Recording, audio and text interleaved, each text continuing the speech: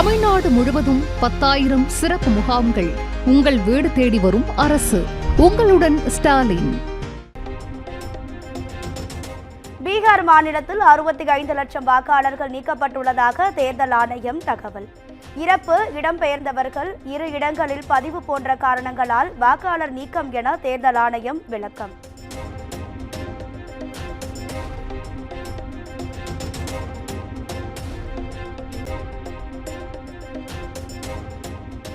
பீகாரில் வாக்காளர் பட்டியல் சிறப்பு தீவிர திருத்தம் மீது 7,23,00,000 வாக்காளர்கள் நம்பிக்கை வைத்துள்ளனர்.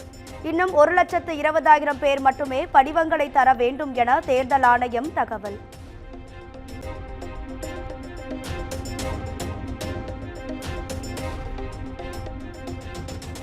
எதிர்க்கட்சிகள் அமளியால் தொடர்ந்து முடங்கும் நாடாளுமன்றம். திங்கட்கிழமை காலை 11 மணி வரை 2 அவைகளும் ஒத்திவைப்பு.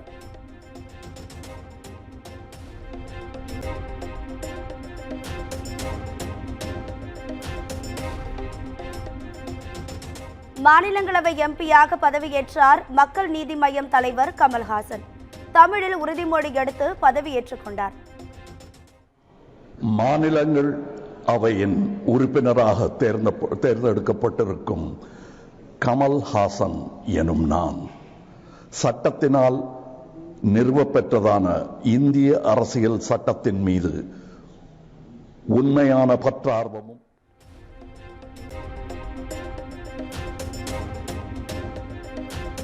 திமுகவின் வில்சன், சிவலிங்கம், சல்மா ஆகியோர் எம்பிக்களாக பதவியேற்றனர். அதிமுகவின் புதிய உறுப்பினர்கள் திங்களன்று பதவியேற்பார்கள் என தகவல்.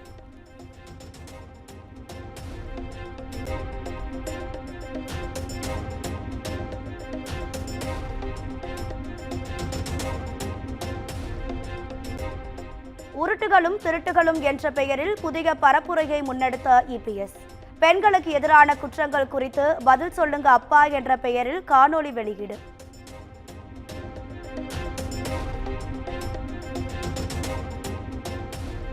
பாஜக கூட்டணியில் இருப்பதாக டிடிவி தினகரன் தான் கூறி வருகிறார். டிடிவி குறித்து கேள்விகளை கேட்க வேண்டாம் என்றும் இபிஎஸ் காட்டம்.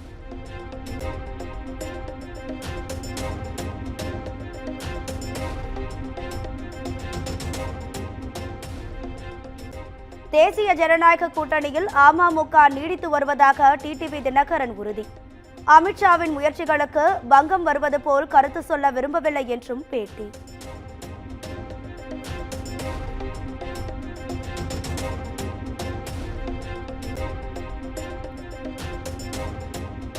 மருத்துவ படிப்புகளுக்கான தரவரிசை பட்டியலை வெளியிட்டார் அமைச்சர் மா சுப்பிரமணியன். முதற்கட்ட கலந்தாய்வு ஜூலை 30ஆம் தேதி தொடங்கும் என்றும் அறிவிப்பு.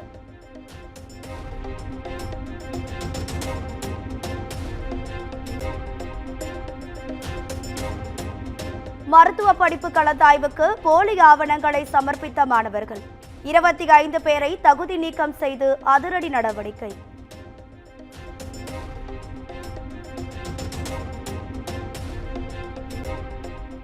நாமக்கல்லில் நடைபெற்றது கிட்னி திருட்டல்ல, கிட்னி முறைகேடு என்று அமைச்சர் மா சுப்பிரமணியன் விளக்கம்.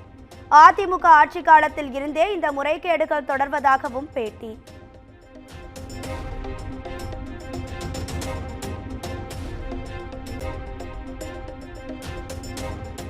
ஏழ்மையை பயன்படுத்தி உடல் உறுப்புகளை திருடுவதை முறைகேடு என்று சொல்வதா? கிட்னி முறைகேடு வழக்கில் அமைச்சரின் விளக்கத்திற்கு அண்ணாமலை கடும் கண்டனம்.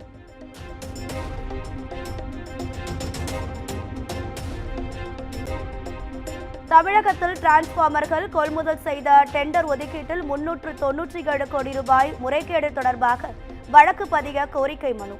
லஞ்ச ஒழிப்புத்துறை முன்னாள் அமைச்சர் செந்தில் பாலாஜி உள்ளிட்டோர் 4 வாரங்களில் பதிலளிக்க உயர்நீதிமன்றம் உத்தரவு.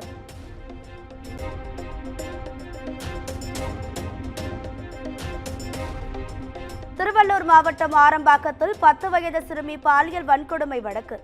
ஆந்திர மாநிலம் சூலூர்பேட்டை ரயில் நிலையத்தில் ஒருவரை பிடித்து போலீசார் விசாரணை.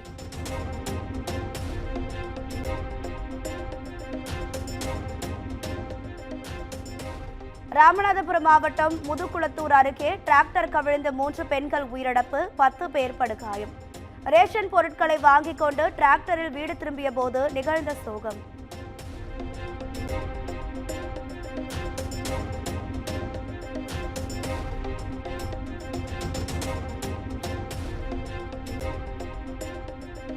கோவையில் எல்என்டி புறவழி சாலையில் 5 சுங்கச்சாவடிகள் ஆகஸ்ட் 1ஆம் தேதி முதல் மூடப்படுகிறது. மாவட்ட ஆட்சியர் பவன்குமார் அறிவிப்பு. வாகன ஓட்டிகள் மகிழ்ச்சி.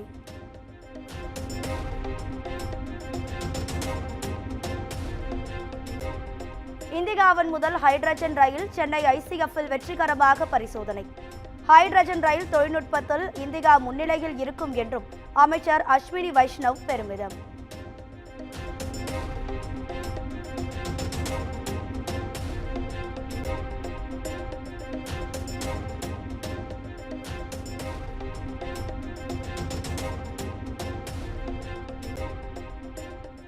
மயிலாப்பூர் தனியார் நிறுவனத்தில் முதலீடு செய்து பாதிக்கப்பட்ட அனைவரின் நலமும் பாதுகாக்கப்படும் என உயர்நீதிமன்றம் உறுதி. தேவநாதன் யாதவின் 300 கோடி ரூபாய் சொத்து ஆவணங்களில் பாதிக்கு மேல் வில்லங்க சொத்து என காவல்துறை தகவல்.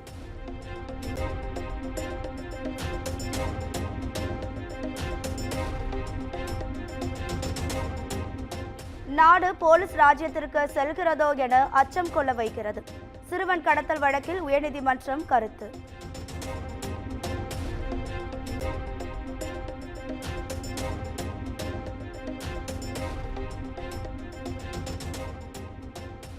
காதல் விவகாரத்தில் சிறுவன் கடத்தப்பட்ட வழக்கில் பெண்ணின் தந்தை உட்பட 3 பேருக்கு ஜாமீன் தர உயர்நீதிமன்றம் மறுப்பு. வழக்கு சிபிசிஐடிக்கு மாற்றப்பட்டும் விசாரணையில் போதுமான முன்னேற்றம் இல்லை என நீதிபதி விமர்சனம்.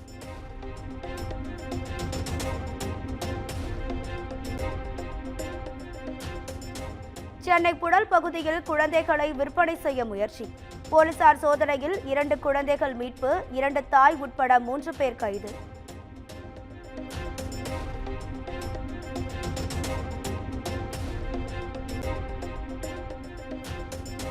கொடைக்கானலில் அனுமதியின்றி செயல்பட்டு வந்த தங்கும் விடுதிகளை பூட்டி சீல் வைப்பு. வருவாய்த்துறை, காவல்துறை, நகராட்சி மற்றும் சுற்றுலாத்துறை அதிகாரிகள் அதிரடி.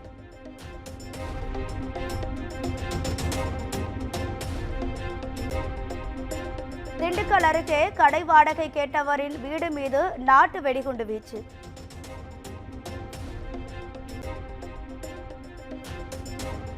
நாட்டு வெடியை வீசியவரை கைது செய்து போலீசார் விசாரணை.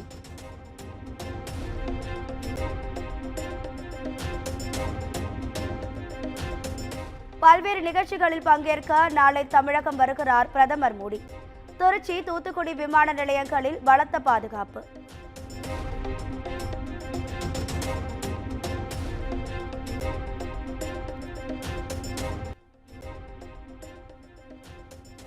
கடலூர் மாவட்டம் பண்ருட்டி அருகே அரசு மருத்துவ தம்பதி வீட்டில் 158 சவரன் நகை கொள்ளை.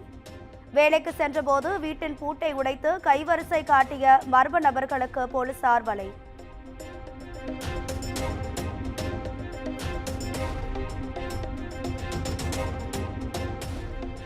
விழுப்புரம் மாவட்டம் திருவெண்ணைநல்லூர் அருகே அரசு புறம்போக்கு நிலத்தை அபகரிக்க முயற்சி. போராட்டத்தில் ஈடுபட்ட மாற்றுத்திறனாளி மீது ஜல்லிக்கற்களை கொட்டி அட்டுழியம்.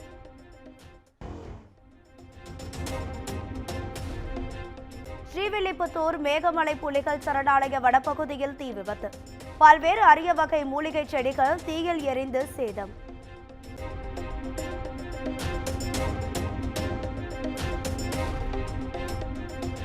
கோவை குண்டுவெடிப்பு வழக்கில் கைது செய்யப்பட்ட சாதிக் ராஜா மீது மேலும் 2 வழக்கு. மதுரை ஜெயிலர் மற்றும் நாகூர் பெண்ணை கொன்ற வழக்கில் நடவடிக்கை.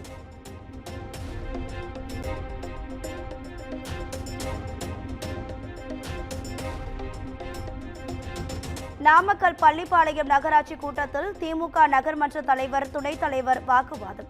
நகர்மன்ற துணைத் தலைவர் பாலமுருகன் அதிகாரிகளையும் ஊழியர்களையும் ஒருமையில் பேசுவதாக கவுன்சிலர்கள் புகார்.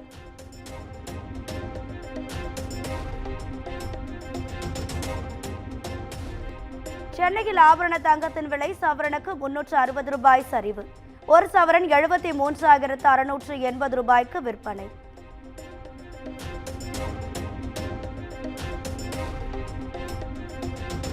ஒடிசாவில் வனத்துறை அதிகாரி வீட்டில் கத்தையாக கரன்சி நோட்டுகள் பறிமுதல். தங்க நாணயங்களையும் பறிமுதல் செய்து லஞ்ச ஒழிப்புத்துறை அதிகாரிகள் விசாரணை.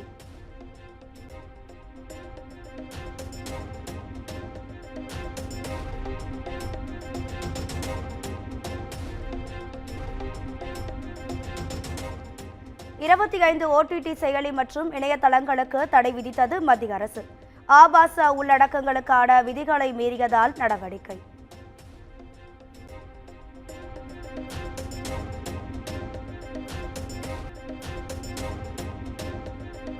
பிரிட்டன் பயணத்தை முடித்துக்கொண்டு மாலத்தீவு சென்றடைந்தார் பிரதமர் நரேந்திர மோடி. மாலத்தீவு அதிபர் முகமது மொய்சு வரவேற்பு.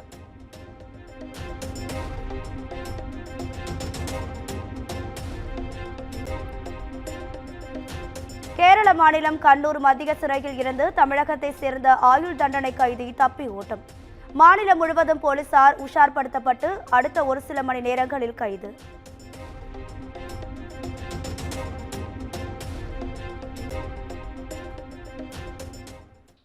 தமிழ்நாடு முழுவதும் 10,000 சிறப்பு முகாம்கள். உங்கள் வீடு தேடி வரும் அரசு. உங்களுடன் ஸ்டாலின்.